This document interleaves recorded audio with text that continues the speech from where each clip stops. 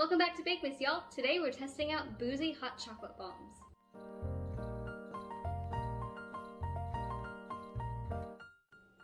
I'm sure y'all have seen this trend all over the internet. It's been on TikTok, it's been on YouTube, it's been taking over cooking vlogs everywhere. And once I saw this trend coming around and once I saw people making this, I could not get it out of my head. So I was like, you know what? I planned on making Christmas cocktails in my Bakemas. Why don't I kind of combine these two things together? I did a little bit of a poll on Instagram to see what people wanted as far as like Christmas cocktails or the hot chocolate bombs, and it came out pretty even. So I'm like, all right, we're gonna do both. So here's my game plan. I could not find any like rubber molds for chocolate, partially because this trend has taken over the world. But I got these two ornament molds, and what I'm gonna do is line them both with aluminum foil, which granted may make them look a little crinkly, just a warning.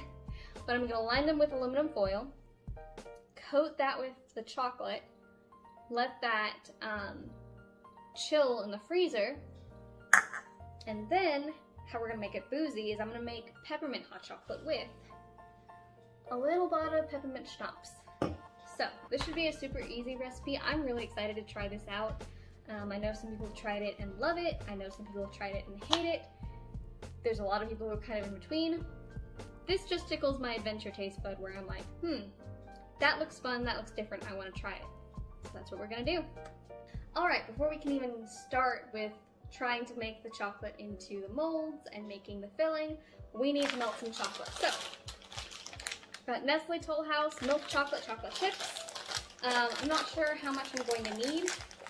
So, I'm going to pour about half this bag, maybe a little bit more, into a microwave safe bowl, and then I'm going to pop it in the microwave in increments of 30 seconds and melt it down and stir it until it's got a nice glossy look to it. Okay, so got our melted chocolate. Now what we're gonna try and do is paint it with this rubber brush on the edges of our mold really thickly. So I did my best with the molds. They're gonna be a little crinkly. I tried to use a spoon to kind of smooth down the edges, but we'll see what we get. Honestly, the important thing is gonna be to see if this actually works. So that's what I'm hoping for. I'm gonna dollop, a healthy dollop into each one.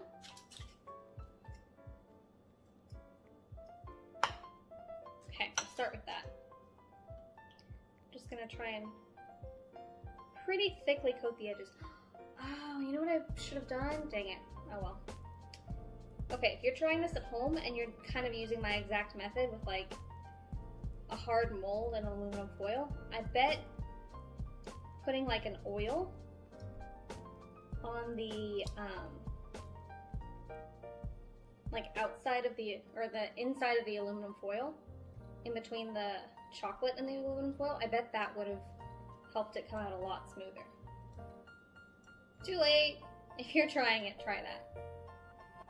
I anticipate I'll probably have some problems getting it out of the mold cleanly, but we'll see. Okay. Now I've been told trying to go thicker is a good idea. So that's what mine looks like so far. I'm gonna move on to the next one.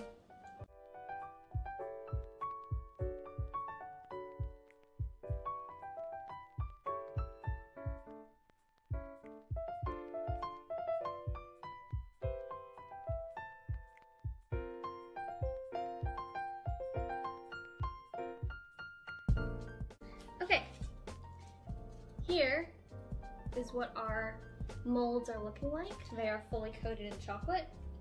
Now I'm just gonna pop them in the freezer for about an hour to try and make sure the chocolate hardens, and then I'll be right back to fill them. They hardened pretty well. Now it's just gonna be a matter of seeing if I can get them out of their mold okay. So let's see what we can do. already I'm getting the feeling that these are not going to be beautiful, smooth little chocolate shells. Oh, these are gonna be so rough. I think they're gonna work though. They're just not the prettiest. Let's see. Yeah, I would definitely recommend using like a saran wrap or something in the future if you have a little bit of a harder mold. Welcome back to Garrett Do the Food. Today we're making soup. We're not making soup. Now, for those of you who aren't foodies like me, soup is like a liquid that you eat. You're not even in the frame all the way. Soup is like a smoothie, but it's vegetables. Soup is a drink. All right, let's get started. Thanks. My hands are getting so messy picking all the aluminum You foil. don't do the food. Okay, so here's what it looks like. Very rough. It's also melting in my hand, so while I get the other one out of the shell, I'm gonna go ahead and pop this back in the freezer to keep it from melting. Also, my hands are covered in chocolate. Just a warning, these are very messy. So my plan is to put 2 packets of pre-made hot chocolate mix in here, and it's got marshmallows in here as well. Ooh, okay. Correction, my plan is to put 1 packet of hot chocolate mix in here, because that filled it up pretty well. And then I've got some crushed up candy cane. I'm gonna save some maybe for a garnish on top of these, but I'm gonna put a couple little sprinkles in there. And then I've got this peppermint schnapps. I can open it. Garrett, help. What? Can you open this? What am I opening? Peppermint schnapps. Oh, so you want me to come do the food? Yes, please come do the food. It's kind of chocolatey. Welcome back to Garrett Do the Food.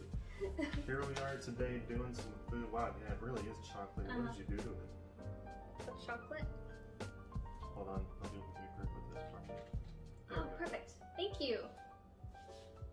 And that was today's Garrett Do the Food. Awesome. So I'm gonna pour just a little bit of this peppermint schnapps into my hot chocolate bomb. That seems like about enough. Okay.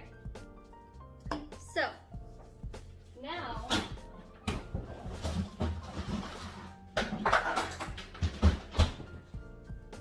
oh no.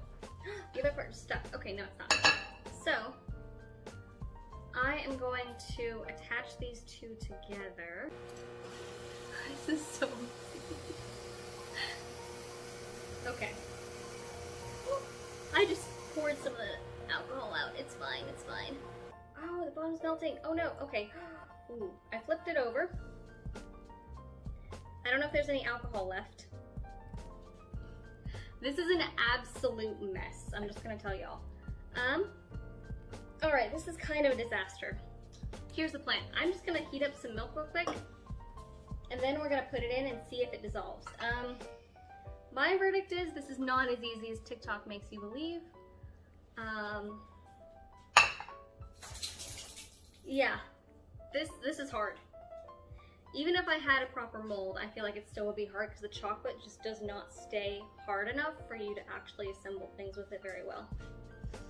Man, how do people do this? All right, so we've got our very, very hot milk. I'm just gonna take the hot chocolate bomb out of the freezer and plop it in there, and we'll have our moment of truth. Gonna pop it in there and see what happens. Ah! Okay, didn't even stay together. But you know what? That's kind of my fault. It just kept melting on me. But here we go.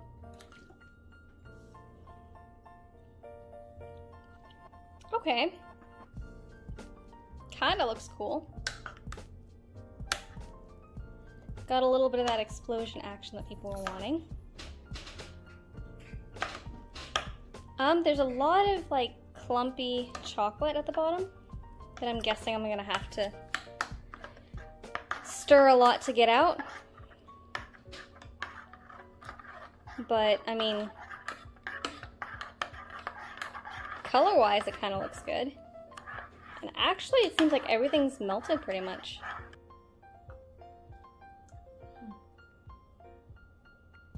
Okay, this is actually really tasty. Okay, yeah.